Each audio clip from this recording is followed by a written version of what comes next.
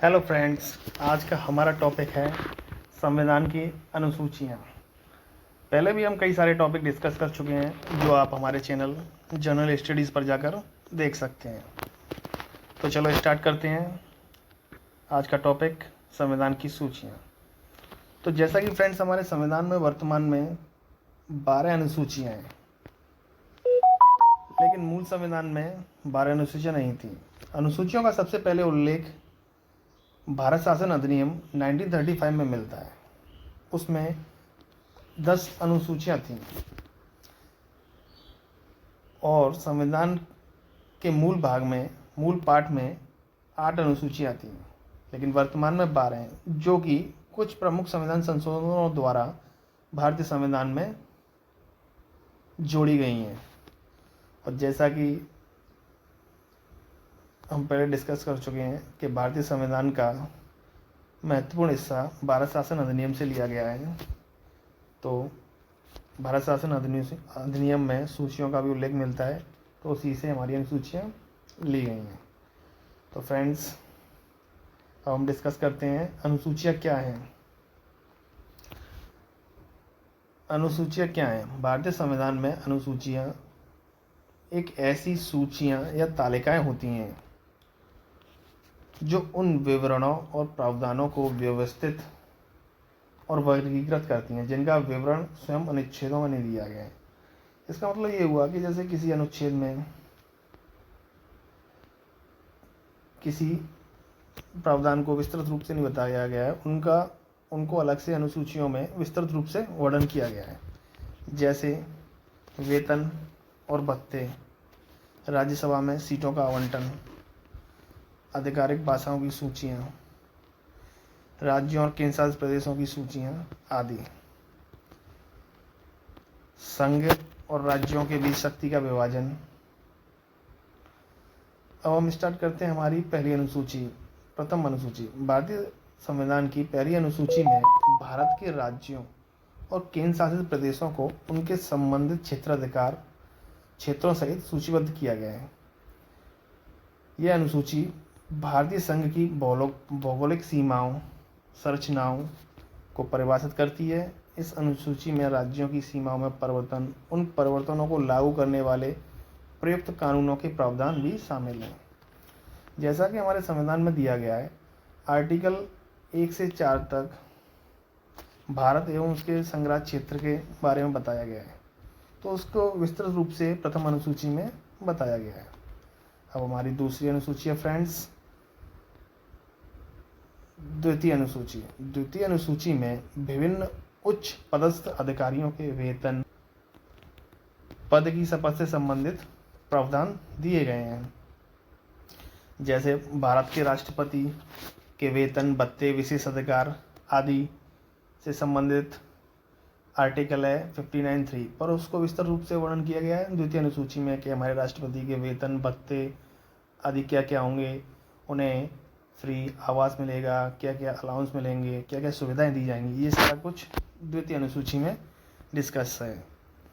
इसी तरह राज्यपाल, आर्टिकल 158 के क्लॉज 3 के अकॉर्डिंग राज्यपाल को भी फ्री आवास आदि बहुत सारे वेतन, भत्ते, सुविधाएं दी जाएंगी। लोकसभा के अध्यक्ष, उपाध्यक्ष, जिसका उल्लेख आर्टिकल 75 क्लॉज 6 में है। राज्यसभा के सभापति और उपसभापति, जिसका उल्लेख आर्टिकल 97 में है। सर्वोच्च न्यायालय के न्यायाधीश, जिसका उल्लेख आर्टिकल 125 में है। उच्च न्यायालय के न्यायाधीश, जिसका उल्लेख आर्टिकल 221 में है। भारत के महालेखा नियंत्रक एवं महालेखा परीक्षक को भी विशेष भत्ते, सेवाएं और आवास वगैरह दिया जाता है, उसका उल्लेख आर्टिकल 148 क्लॉज 3 में है। राज्य विधानसभाओं के अध्यक्ष, उपाध्यक्ष को भी आदि सुविधाएं प्राप्त होती हैं, उसका उल्लेख आर्टिकल 164 क्लॉज 5 में है। राज्य विधान परिषद के सभापति, उपसभापति को भी फ्री आवास, वेतन, भत्ते और जो सारे विशेष अधिकार प्राप्त होते हैं, उनका उल्लेख आर्टिकल 186 में है। तो फ्रेंड्स, नेक्स्ट सूची है हमारी तीसरी अनुसूची। तो फ्रेंड्स, तीसरी अनुसूची है हमारी और इसमें क्या प्रावधान है, आइए हम देखते हैं। इसमें निम्नलिखित पदाधिकारियों तथा प्रत्याशियों द्वारा ली जाने वाली शपथों और प्रतिज्ञानों के प्रारूप दिए गए हैं, जैसा कि फ्रेंड्स राष्ट्रपति, मंत्रिपरिषद, उच्च न्यायालय के न्यायाधीश, सर्वोच्च न्यायालय के न्यायाधीश आदि के द्वारा जो शपथें और प्रतिज्ञा लिए जाते हैं उनके बारे में विस्तृत रूप से तीसरी अनुसूची में बताया गया है। जैसे फॉर एग्जांपल संघ के मंत्री आर्टिकल 75 क्लॉज 4 में दिया गया है कि राष्ट्रपति के द्वारा उन्हें शपथ दिलाई जाएगी। संघ के चुनावों के प्रत्याशी आर्टिकल 84 क्लॉज का, संसद के सदस्य आर्टिकल 99, सर्वोच्च न्यायालय के न्यायाधीश आर्टिकल 124 क्लॉज 6, भारत के नियंत्रक एवं मालिका परीक्षक आर्टिकल 148 क्लॉज 2, राज्यों के मंत्री आर्टिकल 164 क्लॉज 3, राज्य विधानमंडलों के चुनावों के प्रत्याशी आर्टिकल 178 क्लॉज का, राज्य विधानमंडल के सदस्य आर्टिकल 188, उच्च न्यायालयों के न्यायाधीश आर्टिकल 219 आदि। तो तीसरे अनुसूची में फ्रेंड्स हमारे में बताया गया है कि जो विशेष पदाधिकारी हैं उनको उनकी शपथ से संबंधित है और प्रतिज्ञानों से। नेक्स्ट अनुसूची है फ्रेंड्स हमारी फोर्थ अनुसूची। चलो आइए इसमें देखते हैं क्या प्रावधान है। तो चौथी अनुसूची में प्रावधान क्या है? भारतीय संविधान की चौथी अनुसूची राज्यों और केंद्र शासित प्रदेशों को राज्यसभा में सीटों के आवंटन से संबंधित है। क्या मतलब राज्यसभा में जो सीटों का आवंटन होता है वो राज्यों और केंद्र शासित प्रदेशों में किस प्रकार होगा उससे संबंधित है हमारी चौथी अनुसूची। यह भारतीय संसद के ऊपरी सदन में प्रत्येक राज्य और केंद्र शासित प्रदेश को आवंटित सीटों की संख्या निर्दिष्ट करती है।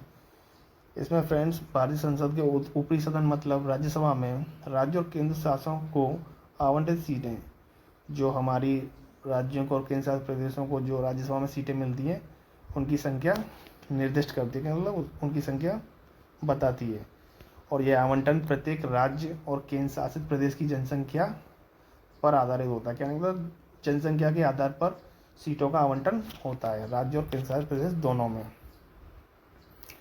तो फ्रेंड राज्यसभा में प्रतिनिधित्व वाले प्रत्येक राज्य और केंद्र शासित प्रदेश को उसकी जनसंख्या के आधार पर सीटों का उचित हिस्सा मिलता है।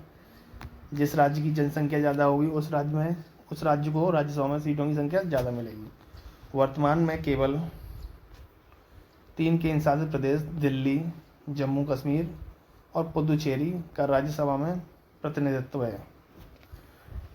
वर्तमान में 3 केंद्र शासित प्रदेशों को राज्यसभा में सीटें मिली हुई हैं।